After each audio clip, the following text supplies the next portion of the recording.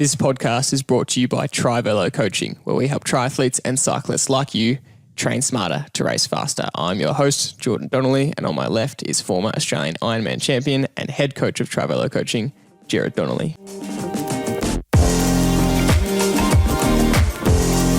Matt Hanson is a pro triathlete known for his record-breaking marathon splits and multiple Ironman North American Championship titles. A former wrestler, he transitioned to triathlon in 2011, turned pro in 2013, and has since earned numerous accolades, including the fifth fastest marathon split off the bike in Ironman history in 2:34:39. He also holds an impressive academic background in exercise science. He was a professor before fully committing to triathlon and coaching in 2014.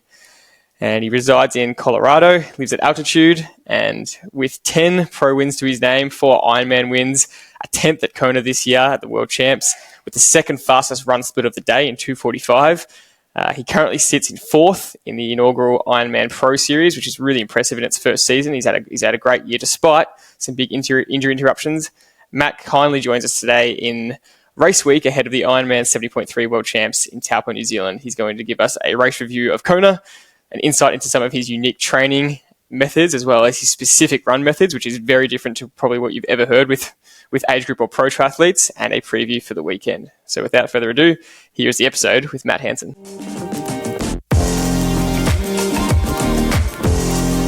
Matt, thank you very much for joining us on the podcast. The very first question we like to ask athletes, and especially it being race week for you, is what training session have you done today? I had a 3-hour ride this morning, just chill, just kind of go through the motions. And then I did a hour run after that and a 3K swim. Brilliant. So look, yeah. Just trying to shake up the jet lag. Yeah. For sure. Look, we want to talk about New Zealand. We'll get to that soon and talk about your race preparation and the plans for this weekend. But we do want to take it back to Kona and kind of start there and go through a bit of a race review and a race recap. You had your best result at Kona so far with an incredible run, second fastest run of the day. So we'd love it if you could take us through, and we really want to dive into some aspects of your actual race plan and how you thought you executed. So. Take us through the lead up, and specifically, not a lot of people would know that you came in with a bit of a knee injury and you actually couldn't quite run at all leading into the race. So what was your limited run preparation and how much volume did you end up being able to do? Yeah, definitely wasn't the ideal lead up, but sometimes that's a blessing in disguise. But after Boulder 70.3 in June, I was going into my mid-season break, but I finished up that run and my knee just kind of blew up then with some swelling. I thought a week off was kind of planned anyway, so I thought that would take care of it. It didn't. So I kind of battled an issue all summer. I had a cyst that ruptured that created a bunch of swelling, and that swelling kind of re-aggravated another injury from my past, and so it just kind of was fighting with that. Yeah, literally all summer I would go a couple weeks pain-free and then have a big setback and not be able to run. With the Pro Series, it was definitely a gamble. I had the surgery straight away in June. I could have been sacrificing the entire Pro Series if it didn't go perfectly. And then, so that was the initial thought, was just do what I can to get through the year. And then, about 6 weeks before Kona, it got to the point where I couldn't run at all. And I went 3 weeks of zero running, zero impact running. I would do some aqua running. But yeah, I was pretty worried there and got to the point where, I thought I was going to have to pull the pin on Kona.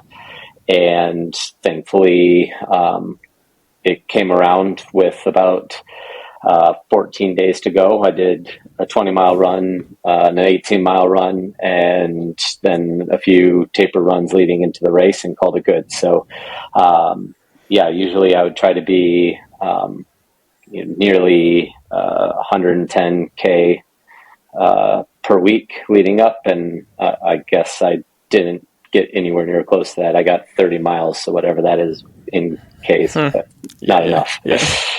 Yeah, exactly.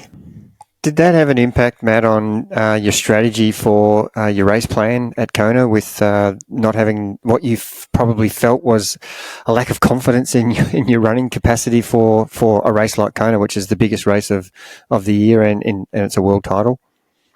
Yeah, I knew I wasn't going to forget how to run. I just needed to get to the race day pain free. I also had the pleasure of training with Tim O'Donnell in 2019 when he kind of had the same thing. We were at a training camp together, and I don't know how much he talked about it at the time, but he had an issue, so he was doing very limited running leading into the race, and he had the race of his life, the race of his life there on that day. And so I was able to once I got to the point where I could run again without limping every step, I was pretty happy about just where things were at swim and bike, and knew if I could get off the bike and with the ability to see people, I would be able to have that kind of carrot in front of me and hopefully be able to. I was pretty confident I could get to the energy lab. I didn't know how coming back from the energy lab was going to go. That's where things tend to fall apart, where you can't hide the lack of fitness there. So last question on that, I really wanted to touch on the mental side, because it's some of the biggest battles we get with any athlete, age grouper or pro, where if you are coming in with sickness or injury, you have to have that tough conversation with yourself or a coach where you say, do we pull the pin or not? So what factors were helping you decide whether to go ahead or not, and what would have had to happen for you to pull the pin actually? My age was the factor that kind of made pulling the pin not going to happen. I'm not as young as I was yesterday, so you never know how many world championships you have left, and I thought that if I could move, then I needed to do everything possible to just try for a result there.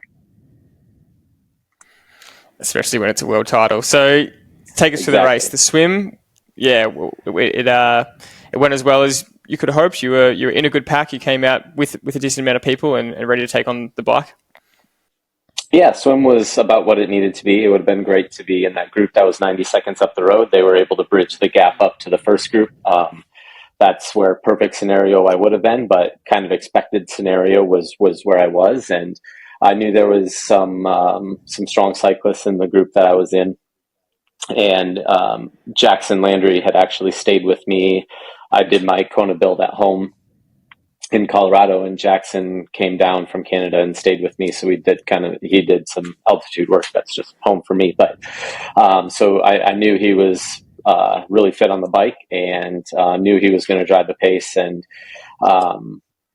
coming out of the water, I sprinted through transition as fast as I possibly could, just to get on the bike and get my shoes settled, everything before him and a couple other guys that were in the group kind of took charge. I didn't want to lose the train fumbling with my shoes. And so I knew I was going to have to just hammer it and be willing to go a little bit harder than I normally would have in a race, because it's worth it to have a group to work with, especially on the windier days. And honestly, the plan was to try to hang with them until Javi and then let them go. And I was with them. The person in front of me let a gap go right when we got to the Queen K, let a gap open, and it took me almost 30 minutes to close that 30-second gap. I was right. You have to kind of thread the needle of not going too hard and closing it too fast and then popping and falling off the back again, to just kind of slowly make your way up. And I would get on and somebody else would let a gap go. I have to go around them. So it was a tough first 90 minutes for sure. And then got to the climb, and Jack put the hammer down, which I kind of anticipated him doing. But I was able to hang with him, or hang with the group. I think I was sitting third or fourth in that group for that climb. And the guy in front of me let a gap go about a mile before the end of the climb, and that was when, like, okay, well, we're close enough to let him go, and so I just kind of made the decision to stick to my own plan from then on. And I mean, I've been in that race a number of times where a lot of people blow up and they overbike, especially on the way back, and so my plan was to just sit at the race plan, not let other people dictate my return trip at least. And, I knew I was going to give up some time, and I just, had to trust that the race was going to come back to me. So that was the game plan. I made it through, a mile short of that, to the turn of Javi. And then, it was a long solo ride with a few mental battles on the way back to town. How far were you over on the way out compared to what you would normally have if you were riding solo the whole way? Were you a long way over your threshold? Give us an idea of how that looked. Threshold, no. I mean, I was probably 20 watts higher than I typically would average for an Ironman. And so that's, 2.5, just 60 miles or with 100K at the turnaround. And so, it was definitely a lot more surgery as well. So a lot more, 400 watt, 2-3 minute efforts to close gaps or to, as you crest the hills, things accordion. So it was definitely harder than I needed to be. My heart rate was staying really stable, so I was comfortable doing what I was doing. But we got some rain on the first hour, and it was a really cool morning. And so it started to warm up a bit as we were climbing, and that's, again, it just reinforced that the plan that I had was going to be the need to be the plan that I followed. And I was kind of in no man's land for quite a long time. And then once I got back to the airport, I could see the riders up in front of me again that had blown by, or that I let go. And I didn't catch them by the time I got in, but by the time I left transition, I was less than 30 seconds down from them because they kind of, I think a lot of them overextended themselves. A couple of them kept on and carried on, but the run, they came back to me even before the run started. What was your power plan or your power numbers in terms of what you normally average? And you said you were 20 watts over. What was that? And then what did you average on the way back?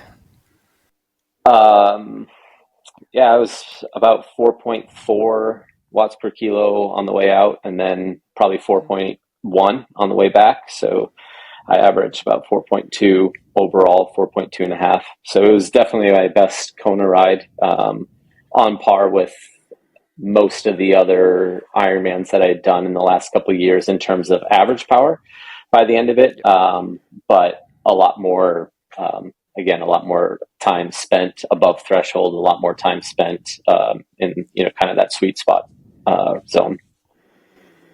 When you got off the bike, how did you feel mentally? Did you think you were in a good position? I'm not talking about position in the race. I'm talking about position as your body coping with what you'd done on the bike and swim so far. Did you feel confident that it's easy to look backwards, but when you're in transition, changing into your running gear, what was your mindset? Were you thinking, boy, I've overdone this, or I'm good to go? Tell me about how you felt there.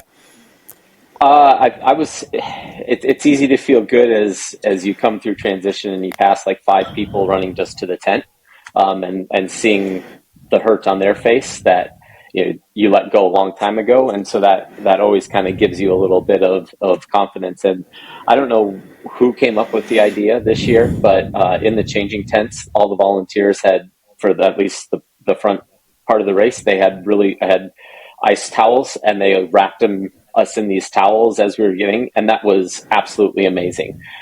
That's never happened to me before at that race, but it definitely cooled the body down really well, and I felt it. I mean, it just kind of, again, was another kickstart as I was heading out. And then the first couple of steps never feel good, but I was happy with where the heart rate was at the start of the run, and how how the stride was, just kind of flowing nice and easy. You go, Dad. Sorry, Jordy, I was going to say, so were you mindful of where you were in the field, and what was your game plan regarding your execution on the run? I had no idea what place I was in. I knew it wasn't anywhere near the top 20. And the game plan is always the same. It's just pick off one at a time. And in Kona, you have to be really patient. In a cooler race, I probably would have gone out a little bit harder, even than I did there. And I went out plenty hard for the first 10K.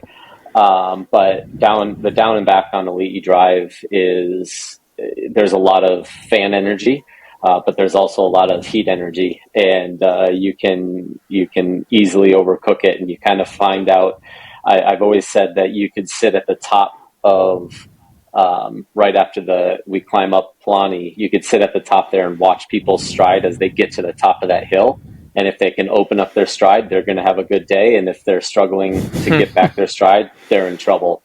And that's mile 8. So whatever that. Sorry, I'm not speaking your language. That's okay. There, but, it's pretty early in the day. Everybody feels great on the down and back on the Elite, but that once you get there is kind of where things really start. So, to paint that picture for everyone, I think you came in from the swim in 34th, and then you came into T2 about 30th. And then, like you said, it's a matter of, picking everyone off one by one. So, look, you've ended up with the second fastest run split of the day. Can you take us through what your splits were, even like first half or second half? I was... Through the 10K, I think I was 37 minutes. So it was about right. It was a little bit slower than I would typically be for a normal. I typically go, if I'm chasing, I typically try to do the work early. The last, I definitely hit some tough spots trying to climb out of the energy lab. If you don't know, the energy lab is downhill into the wind on the way out, and then on the way back you got to go uphill, and you've got a tailwind behind you that's about the same speed that you're running, and so you just kind of roast because you're sitting in the same pocket of air. And that was where the slowest mile was. It was, I think, 7:02 or 7:03, which again means probably very little to for your end, but we're lucky now. We have half an Australian audience, half international, so half people will be able to do the conversion. And got it. So I got, as I was coming down into the energy lab, I think I was 15th right at the start of the energy lab, give or take, and so I had just kind of, that's the last paycheck is 15th, so that's kind of the first, like, okay, one barrier down, now let's go get a bowl. And got down to the bottom and on the out and back, and I think I was 12th or 13th at that point, but I could see everybody and I could see their body posture. I'm like, I could run into 5th or 6th. Like, if I hang tough, I can run into 5th or 6th. And that's where my head was at. And I got to the turn, and as soon as we started going uphill, I started fighting off some cramps, and I could see 10th place in front of me, and I wasn't closing that gap near as quickly as I was before. And I was not, I struggled there for about a good 20, 25 minutes, got out of the energy lab, got a little bit more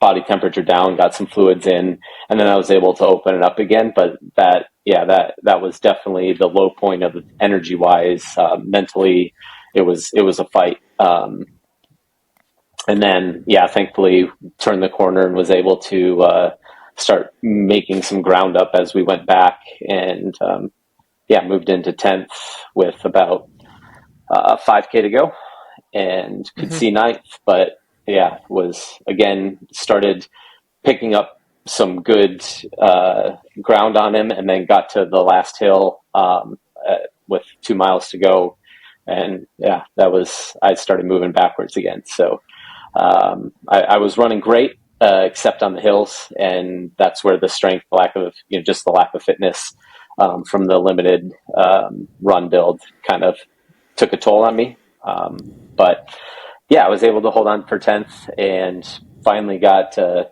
like 8th time I've been there, finally got a bowl to bring home with me. And so really happy about the way I executed overall. Definitely left with a little bit of the mixed feelings because, as an athlete, we always want more.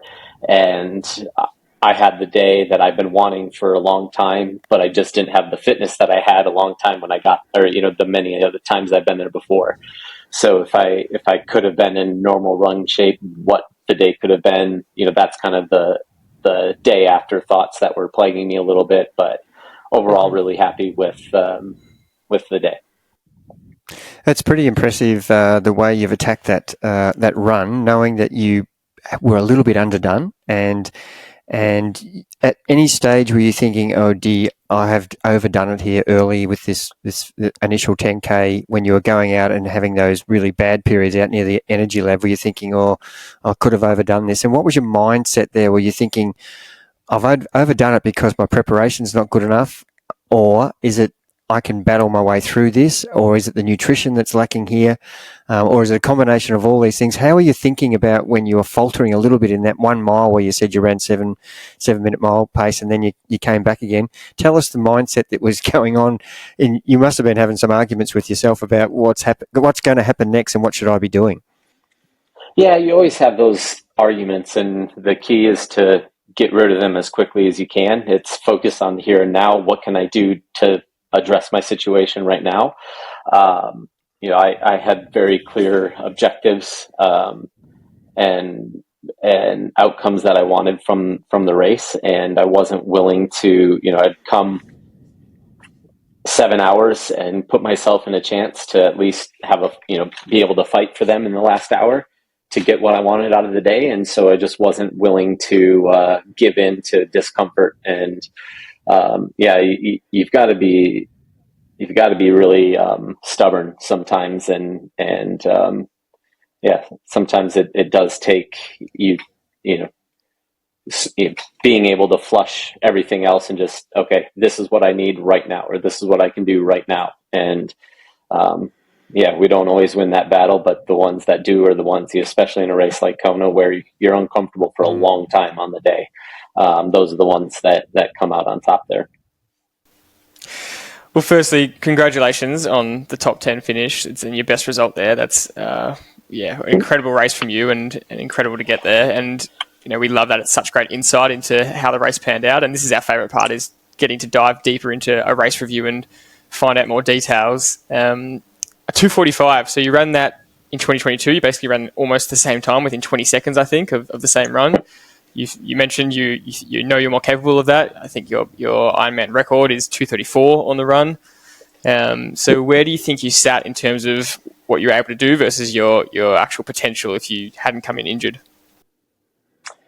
If it's always tough. Like, we can always say, if I could have ran, a 2:39 there, then that probably puts me 5th. But if I'm in 2:39 run shape, does that hurt my bike a little bit? So it would be easy to say, oh yeah, I could have, if I could have just ran the last 10K like I normally would have, top 5 was certainly a possibility. But I also did a lot more work on the bike because I was running, I wasn't running 10 hours a week. I was running 3. So the realist is that's a tough question to answer. I've always been pretty honest that my goal when I made this career move was to win a world championship. And to do that, do I think I have the physical tools? Yes. Have I executed the day there? No.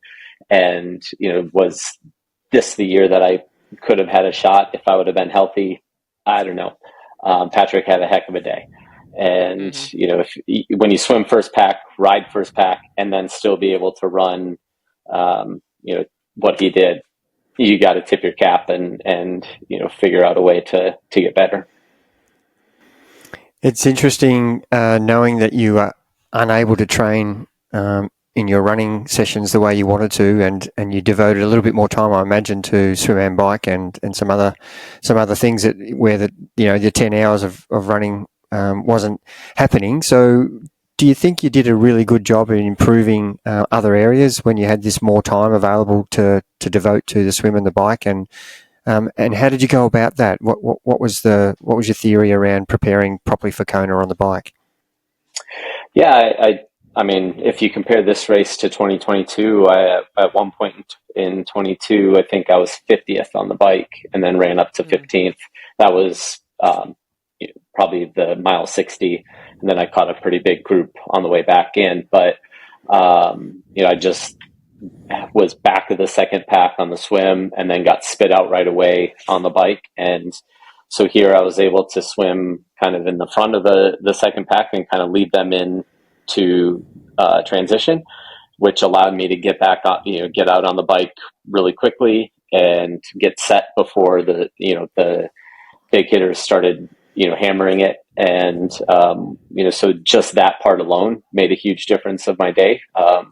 Instead of hanging on to the back of the chase group, I was in the front of it and then in the swim. And then I had the ability to close the gaps, and maybe I had the ability along, just didn't have the confidence to do that in the past as well, or the desire to do it. Here I had a very clear race plan, and I was able to follow it because of the training that I did, and just having the confidence with that. What I did differently, swim, I added one swim a week. So a couple times I was swimming twice a day, in the build, like 1 day a week I would swim twice.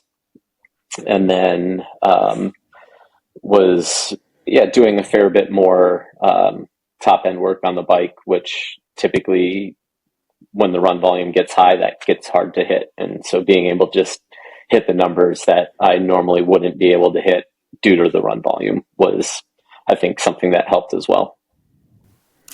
Can you give us an insight into what some of those sessions were? So potentially what some of those top end sessions are? I'm imagining that's the kind of VO2 work you're referring to. Yeah. So we did a progression where it would be like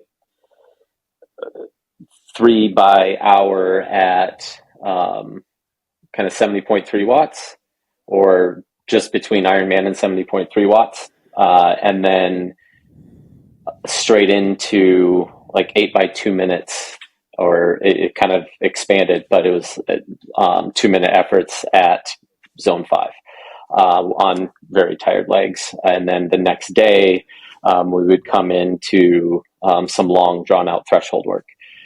So it wasn't just one session. I've never been somebody that does these like mega epic sessions. It's, stacking the fitness and, just having every session build on the next session and building into it that way instead of relying on epic sets to prepare me. If people saw, I don't have Strava, but if people saw my training peaks, they'd probably be, disappointed in the individual week, but impressed in the overall build. I don't really have a lot of days off, and I don't really, take recovery weeks unless I've just raced. It's just kind of consistently build the CTL until it's time to taper. That's brilliant, and that's so cool to hear. And I definitely tried to find any sort of data on your training or your Strava, and obviously it wasn't there. What about endurance-wise or volume-wise? What are kind of some of the biggest sessions you're doing, and what are you looking to achieve out of them? The bigger bikes that I was doing, I just would get out in the mountains and enjoy riding my bike. Where I'm at in south of Denver, I can do a couple rides that that get out to the tallest paved road in the world.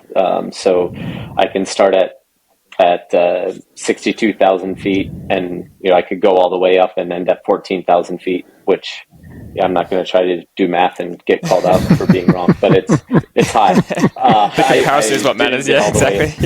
Yeah. I didn't get all the way up. I didn't go all the way up during this build, but I would do a 6.5 hour ride every week and then a run off of that when I was healthy. And if not, I would do an aqua run or I used a lever a little bit, which I can take 30% of the body weight off and run like that. So I did some of that as like the long days, but it wasn't, you spend 2 hours of that descending. So it's not like you're averaging race pace or anything like that. You just keep hard pressure on the pedals when you're climbing, enjoy the elk and the moose that you see swimming in the lake next to you, and just enjoy riding your bike. That's brilliant. We want to touch on what you mentioned before, which is you just said, clearly some athletes overextended themselves, and that was kind of a lot of the discussion post-race. Some of the top athletes did, but then you look across the board and there was just a lot of variation in what people could potentially do on the bike and run and what they ended up doing. And this whole race plan from you about sticking with the group for the first half, then really not letting your ego get ahead of yourself or the potential baiting of what everyone else is doing and just stick to your own plan. How did you view kind of that topic around athletes overextending themselves and clearly blowing up by it started with Sam just riding, absolutely putting the hammer down, and then a lot of other athletes following. What's your review of the race from that context? You have two types of people in the race. You have people that are there to try to win it, and then there to try to have the best day possible. If I was there this year to try to win it, I would have had to stay with that group, that second group. That was my only shot at being anywhere near the front at the end of the day. I didn't feel like I had done the work on the run, especially to give myself a chance to win it. And so I've been there enough times to know that a lot of people blow up and the race is going to come back to you. The top 10 off the bike is very rarely the top 10 at the end of the day. So I think that, there were a lot of people that were there with the intent on winning. Like Sam was there. He knew he had to get, I was at the press conference beforehand, he thought he had to have a 6.5 to 7 minute gap on Christian to have a chance to win. Christian knew that too. So, they're doing what they could to, they're doing the math ahead of time and say, this is what I need to do on the bike to give myself a chance to win. And so Sam went off by himself. I'm sure he hoped that Magnus would have gone with him, or I think Magnus hoped that he could have gone with him. But that wasn't in the cards. And all those guys were doing what they had to do to try to set themselves up for a win. And if you look at the podium, those guys benefited from everybody else killing themselves to do that. I guess Magnus tried and he rallied back, which was very impressive because a lot of people, when they start cramping like that, aren't able to do that. But like Patrick was able to, this is not bad. This was him being a veteran. He was able to, he had a great swim and he was able to just not have to do a lot of towing because other guys were trying to put themselves in a chance to win, and that helped him out significantly.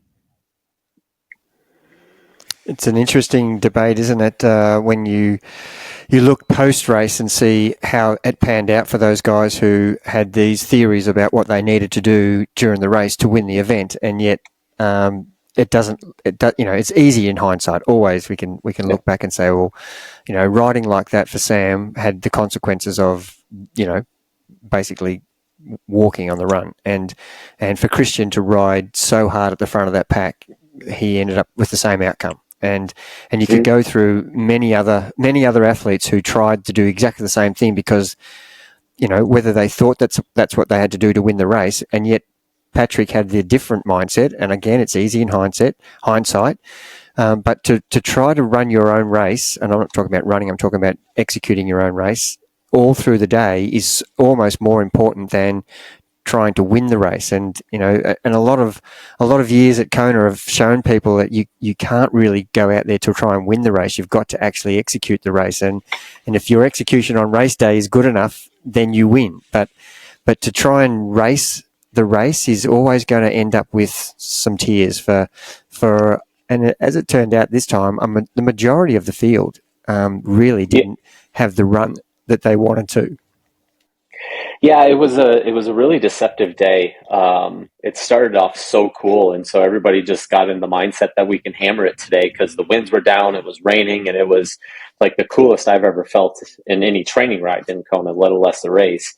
And again, it heated up really quickly, and so I think people were a little bit behind on their planned nutrition, just with how cool things started, and then. I think that was another aspect that not many people have talked about really in the post-race stuff that I've seen, but I think that definitely had a big impact on how the day went, was how quickly it got warm, and when it did, the wind was down, which makes for a potential of fast day, but it also doesn't cool you down near as much. Yeah, it's been awesome to slowly get a little bit of info from a lot of athletes on different podcasts and revealing. And Christian recently went back on the Rich Roll podcast where he kind of spoke about what he thought was the gastro problems, and it was a bit of a mix of things. And he really thought he admitted that the intensity was probably a part of it, but he's been having a lot of gastro problems previously in races where he's ended up vomiting. But yeah, it sounds like that one topic you just mentioned, which is it's starting off cool, has lured a lot of people into a false sense of security. We haven't heard that take as much. So that really makes a lot of sense. And I wish it's the only part of triathlon that we're missing a lot, I think, is I wish we could have, and there's a reason we don't have this, but I wish we got to access everyone's, power files and data for the bike leg so we could see what did everyone push in that first, 30 miles, 60 miles compared to the back end, and how much did it really cook the run leg. And one question I had on that for you was you are now using the Darefoot technology, which you did a video about on your YouTube, which is basically live tracking of your aerodynamics. It's basically giving you live feedback about how aero you are, and that's a pretty amazing new tool. Were you using that live in the race, and was that giving you feedback and were you making any changes based on that? No, I wasn't using it live during the race. I just used the standard heart rate monitor during the race. The thing that I found most valuable about that leading into the race was just seeing how the position was changing during those long 60-minute blocks in aero that I was doing, and then being able to look at the data afterwards and so, okay, well, this is when I probably could have been sitting up and resting the back because the speeds were so slow that the drag wasn't, it wasn't going to make a difference really if I was sitting up or, so just trying to learn about that a little bit more and glean some insights there. They've been a fun company to work with. I've started just recently, and they've made a lot of improvements on their platform and on the user interface. And they're very young, so I'm sure there'll be quite a bit more to come out on that as they mature. Yeah. So one more question on the bike leg and the improvement there. 2022, you were 15th, and your race time was 8:04. And it's always hard to compare year-on-year race times for exactly the reason you just said. A cooler day can create faster conditions, but you've done a 7:54. You've improved the bike leg by 8 minutes.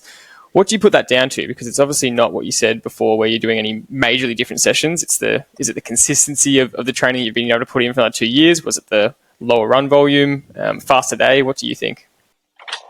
It definitely was a little bit of a faster day, but again, sitting in the press conference, I was asked by Paul Kay how many people were going to go sub 8, and I said 15, and they kind of laughed at me. And I said, no, you're going to have to go sub 8 if you want a paycheck, and it turned out to be 16. So I kind of felt that, that's just the direction we're going. You have to get faster, otherwise you're not relevant anymore. And so, I think part of it is just believing that, we can go faster now.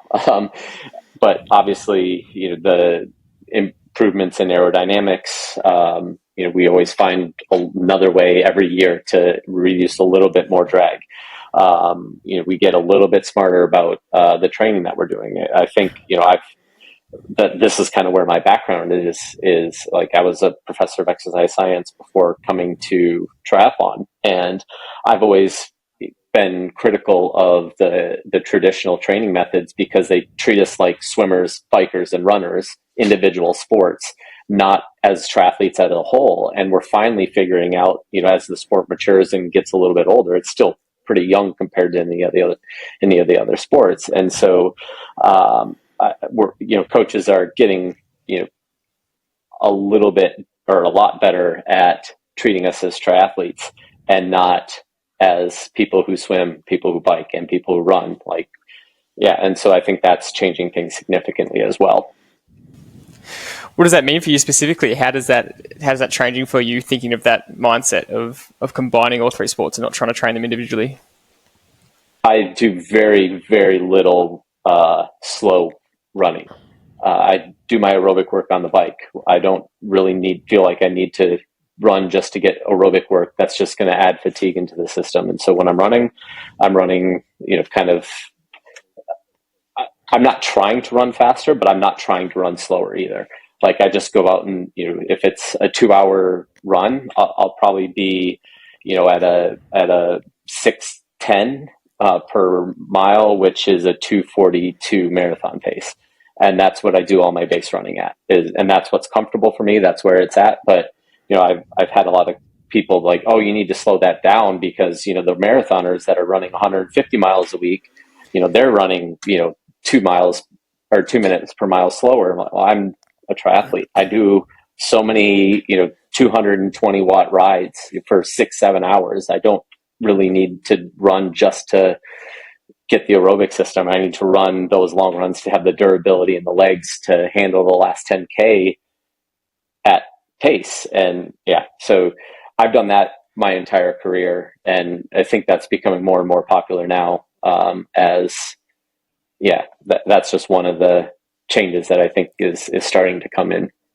That is such an interesting take, and look, it's really cool to hear from you because we are very much of the opinion for age groupers. We don't want to risk any running intensity with them just because of durability. Not many age groupers would be able to run more than 60-mile weeks consistently, and that's just a training thing. But you're obviously a very different type of athlete. So, out of that, what are you saying? You're running up to 100, 110 miles per week generally? No, definitely not. Sorry. No. Okay. I would peak at 70 to 75 for like 2 or 3 weeks in the build. Definitely not hitting 100-mile. Yeah, definitely not. Yeah.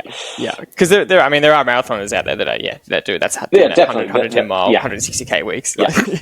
Yes. And so you're saying that majority of that, if you're around that 60-mile mark, or 50 to 60. A lot of that is at race pace and higher, or just generally around race pace consistently. No, I definitely do a lot of speed work, a lot of tempo. If I'm running 60 miles, it's right at 6 hours. It's kind of how that's it's 10 miles an hour. Well, it's obviously doing good. You're good because you're one of the best runners in Ironman. Well, we've had a few good days. But on that point, Matt, were you surprised that a lot of the runners really didn't run to their potential at Kona, or were you expecting that result for the way that everybody was attacking the ride? And I know it's easier in hindsight to have this opinion, but to be fair, there was really only 4 runners who ran under 250. And the majority of the field are all better than 250 marathon runners. Was that a bit of a shock to you? Yeah, looking at the results afterwards, coming in at a 2:45, I definitely didn't think I would have been in the top 5. I thought there would have been 5 people under 240, and just the way that the course shook out, they hammered it on the bike, and you got to pay the piper somehow. And So yeah, sometimes that's the way the dynamics work out, and it happened to favor me a little bit this year because I was able to constantly have somebody to chase and kind of keep that motivation high when you're constantly closing on the person in front of you. It just kind of helps the mindset just a little bit more. I'm interested also to ask you, going into the New Zealand World Championships coming up this weekend, when you look at your competitiveness on the bike at Kona, the majority of riders are riding somewhere around 4 hours to 4.6, and a lot of that's because they're in a pace line. And as you said, there was literally 20 guys up the road in a pace line, and you were in the second pack. And your time is around the 4:14. And a lot of when I looked at the data, a lot of riders who rode 4:10 to 4:15 had better runs than the athletes in the race who rode 4 to 4:05. And that answers the question of overbiking a lot, clearly, because the data proves that. But what things can you do, and what did you try to do post-Kona to get yourself a little bit more competitive? Because it is a big jump, isn't it, from 4 to 4:05 to 4:10 to 4:14. And I know it depends on what group you're in and who's driving the group, so that's not necessarily a true indication of your level. It's dictated a lot by the group you're in. So are there things that you're thinking about? How am I going to get more competitive against these guys as a bike rider? Because you're clearly running world class in these races. Yeah. Well, 2 days after Kona, I had knee surgery, so that kind of hindered the build into Taupo a little bit. So I got my knee fixed, and I didn't know if I was going to be able to get healthy to race in time. With the Pro Series, I wanted to be here and give it a shot if I was able to safely do so. Again, you never know how many shots you're going to have left, and I definitely wanted to be here if I could.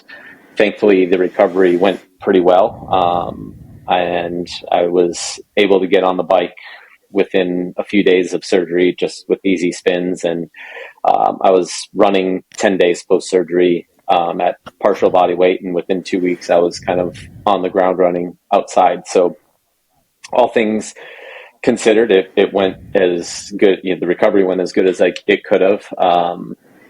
I didn't do a lot of mileage still, but I was able to get on the track 4 times, which I hadn't done since May. So that was encouraging as well. And, but yeah, bike-wise, it was a lot of kind of the max 4-minute, max 2-minute efforts repeated over and over and over again, to where I finally told coach with about 6 days or 8 days to go before the race, I said, no more. I've hit my L5 quota of the year. I'm done. I'm waving the white flag. But and then we actually started putting in a couple this year, more so than years past. After a hard threshold type swim, having the bike set up on the pool deck and jumping on straight after and doing kind of a crisscross ladder, so or over under, so where you're going just above threshold and then below, and kind of just going back and forth for 20 to 40 minutes, and using that to mimic the first 20 to 30 minutes of the race, because there'll be times where you're soft pedaling, so you don't turn the race ranger lights the wrong color, but times where you have to absolutely hammer it to protect your space and to stay with the group. So we hit a couple of those sessions in the last couple of weeks as well, which are always painful, but hopefully give a little bit more confidence that you can do what you need to do for that first half hour. So finishing off with looking ahead to this week, and now that you had the surgery, you've recovered, it all went to plan. What is your mindset coming into this week, and what's the game plan for the race? Yeah, the mindset is always the same. It's just to execute as clean a day as possible, and let the results sort themselves out.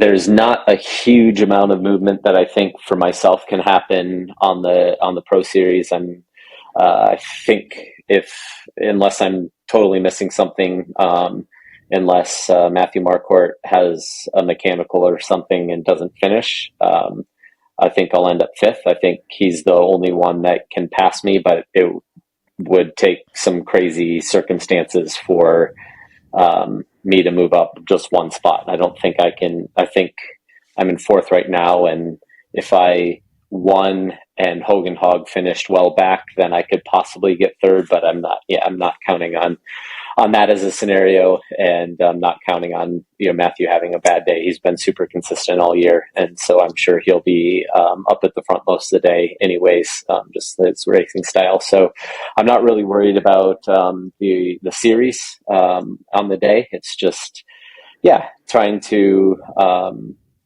put myself in a good spot on the swim. So much of how the days in the 70.3 go is determined by the first 500 meters. And if you can get into the group that you want to get into, this course, especially, there's not a lot of, on the bike, there's not a lot of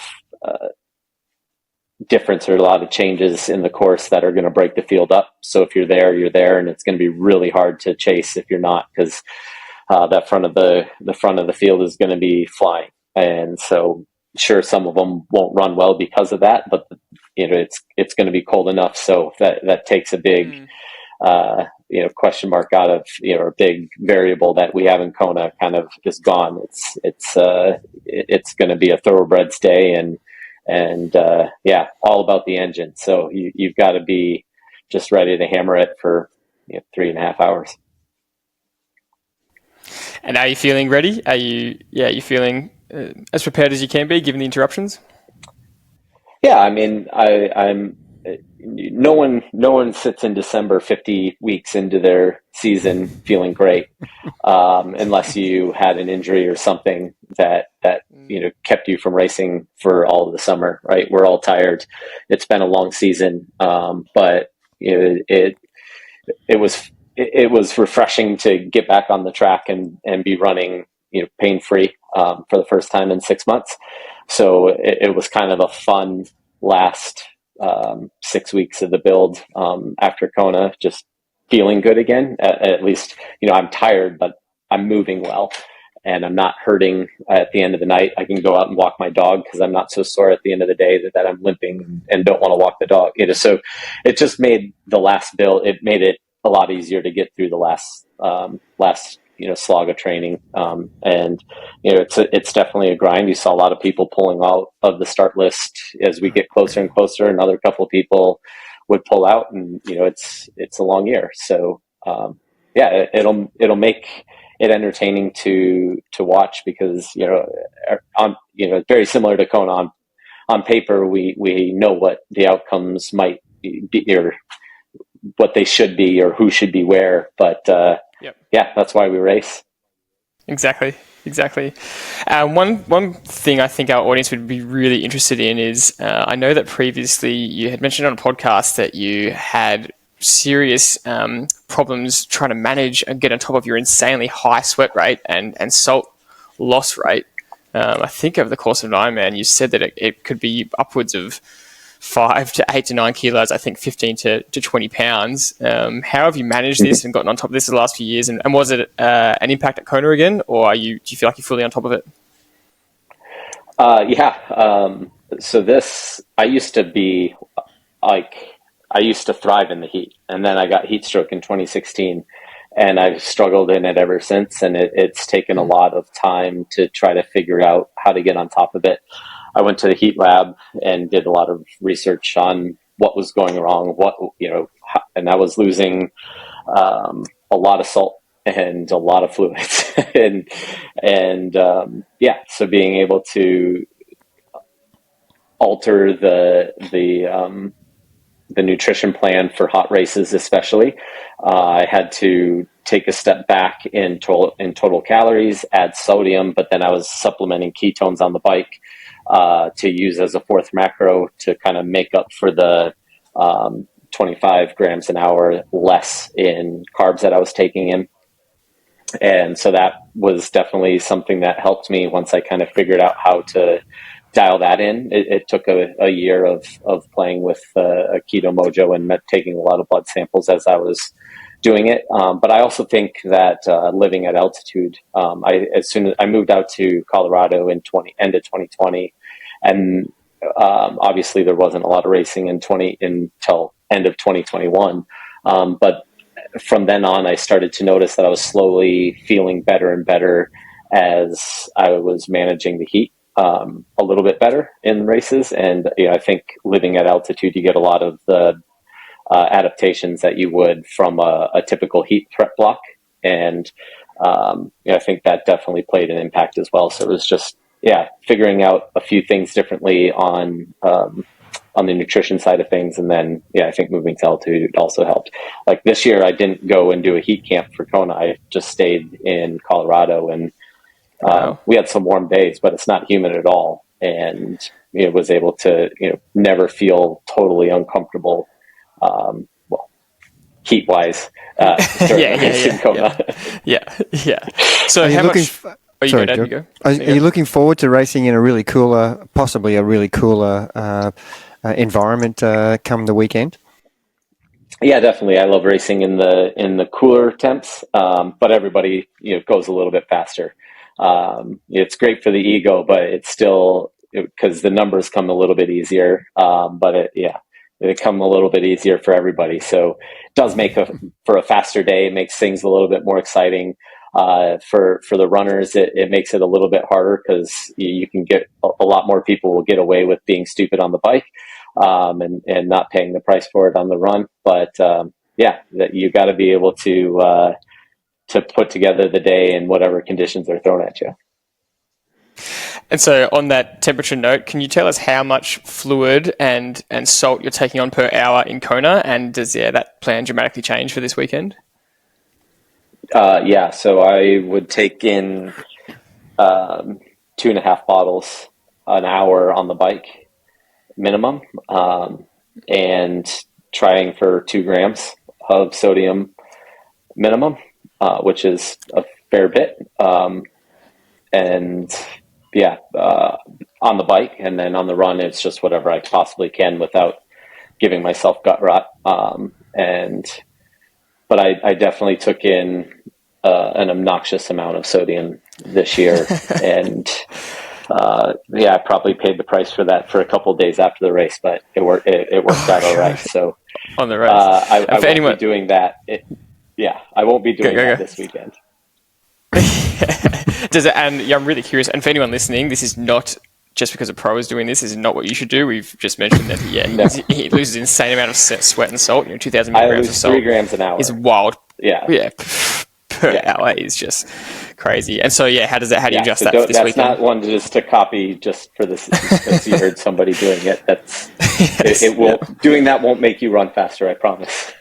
This weekend I'm not worried about sodium really at all. Whatever's in my bottles with the fast food nutrition stuff will be perfectly sufficient. So it's kind of the opposite here. Is when it's as cold as it is for the first hour of the bike, a lot of people kind of forget to take anything in. It's easy to get behind because you're not sweating, or you're not noticing that you're sweating, and your teeth are chattering because you're cold. So it's hard to squeeze a bottle. I have Raynaud, so my hands stop functioning completely when they get cold. I got a flat this morning, and I couldn't twist the valve stem open with my hands. Like I had to try to use 2 fingers, and like my hands just don't work when they get cold. And so, it's the struggle for a cold race like this will be getting the just reminding yourself that you have to keep the engine burning hot. Last couple of questions. Firstly, congrats on what should be 4th in the Ironman Pro Series, the first year. When it's a world champ, I just hadn't even considered, and of course that the athletes would be looking at the points, going, "Oh wait, can I move up or down here at all?" Just because it's a world title, I was just focused on the world title. But that's such a brilliant point because it could really change the way you race. Let's say that you were in a situation where Bradley below you was closer, it would potentially change the way you race the race, and you might go easier or harder in sections because you're actually just racing him compared to racing for the world title. So what's your review of the first season and thinking about that and changing the way you race like that? Yeah, I mean, I think that the way that they developed the series worked out pretty well. I think that there's a three-way fight, three guys that could potentially win it here that are racing 70.3 worlds. And then there's two women who can go for the win that are both here. So, it comes down to the last race of the year, which is exactly what, Ironman would have wanted if they're drawing it up on the board. So, from that perspective, I think that the way things are structured are pretty good overall. I'm sure there'll be some adjustments, but I don't think they need to change dramatically that much with how well it seems to have gone this year. And then for me, last year was not a good season. I didn't have fun. I wasn't racing well.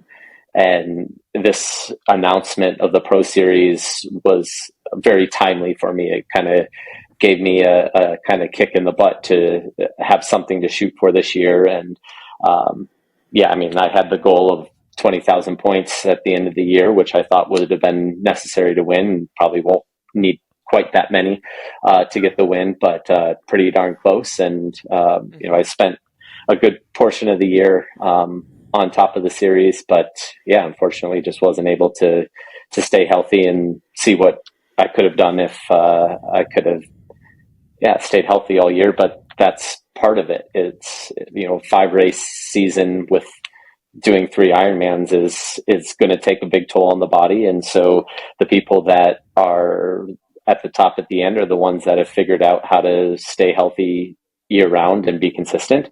And, I think that definitely is a big part of being a professional and having a long career as well. So,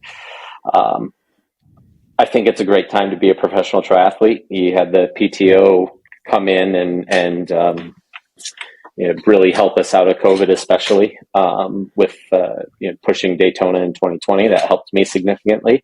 And then the Collins Cup and then which kind of led to the Pro Series that they had this year. And then Ironman stepped up and announced a competing series, which has been great. So as long as I'm really hoping that both, that the PTO can keep pushing forward and keep going, because that's going to keep this Pro Series on the Ironman side of things going and just bring the sport forward. We've seen so many advancements in the last couple of years, and I think that's because a lot more people are seeing it as a viable career that they're not moonlighting, they're going at it 100%. And it's a lot of fun to be a part of. It's a lot of fun to I've been doing this professionally since 2014, and to see the evolution of the sport in the last 10 years has been a lot of fun. So it's definitely good to see where it is now versus where it started,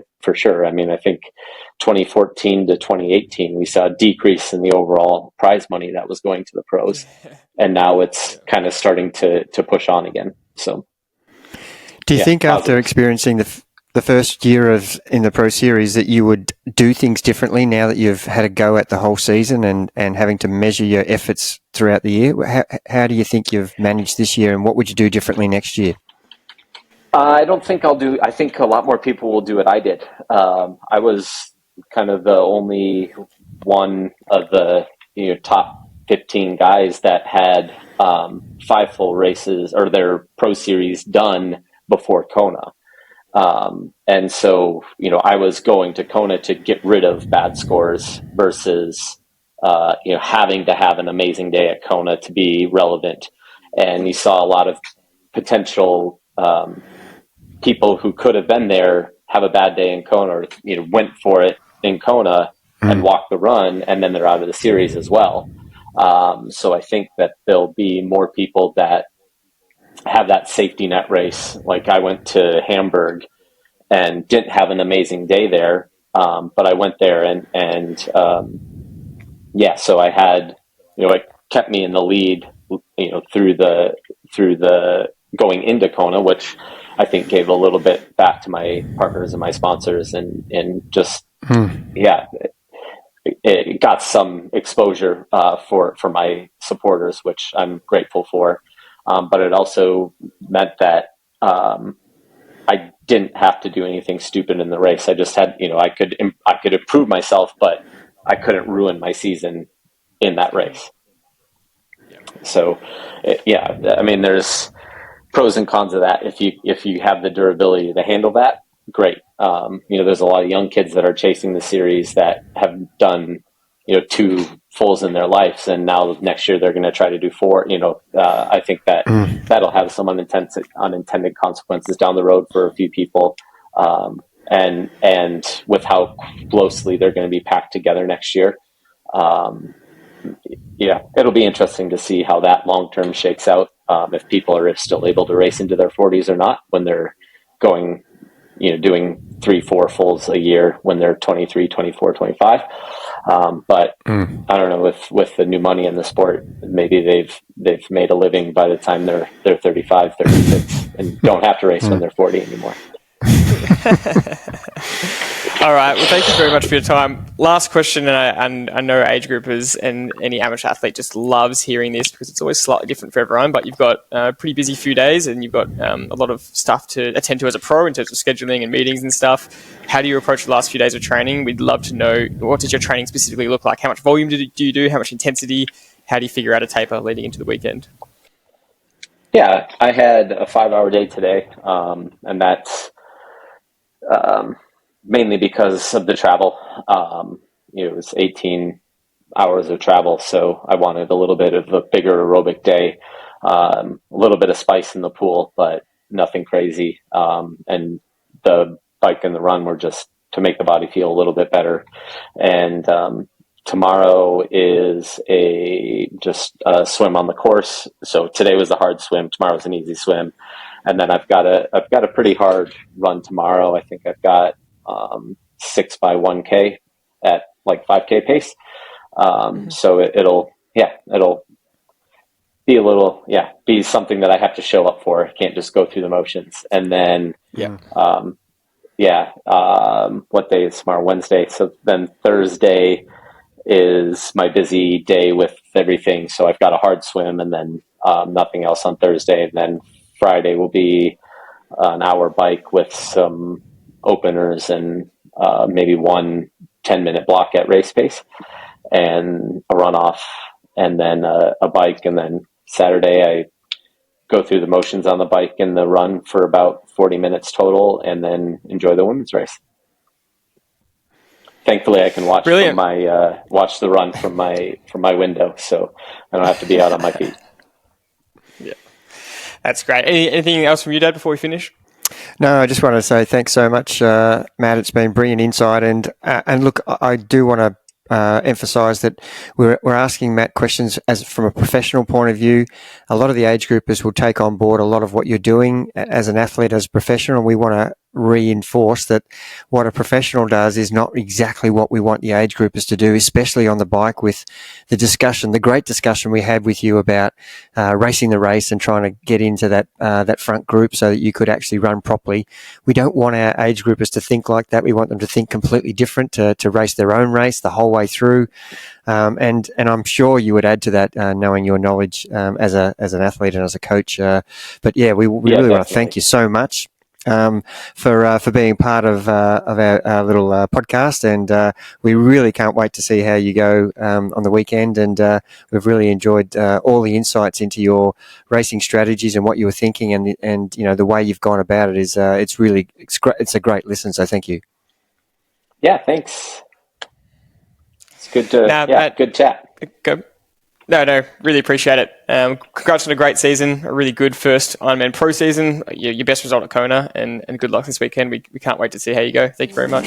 Thank you.